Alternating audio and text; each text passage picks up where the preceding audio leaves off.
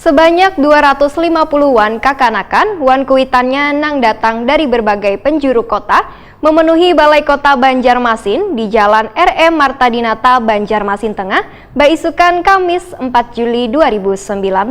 Kehadiran mereka di kantor pemerintah kota adalah untuk mengikuti kegiatan sunatan massal di Aula Kayu Baimbai yang dilaksanakan TPPKK Banjarmasin.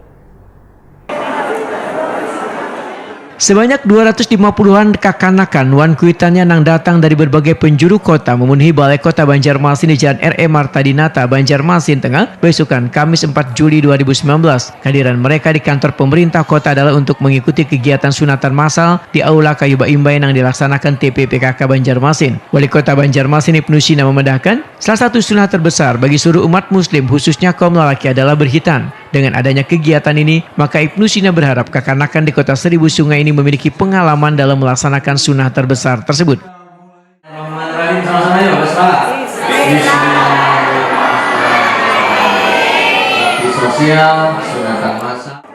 Kegiatan sunatan massal ini hasil kerjasama TPPKK Banjarmasin dengan Dinas Kesehatan Banjarmasin. Selain kada dipungut bayaran, dalam kegiatan ini saban orang anak mendapatkan bingkisan berupa tas berisi pangan ringan, buku wan tapih. Sementara itu 250 orang kekanakan yang mengikuti sunatan massal itu berasal dari 5 kecamatan di Banjarmasin. Kegiatan ini merupakan agenda rutin yang saban tahun dilaksanakan. Bila di tahun sebelumnya, pelaksanaan kegiatan tersebut dilaksanakan pada bulan suci Ramadan, namun di tahun 2019 ini kegiatan dilaksanakan dengan mengambil momen liburan sekolah.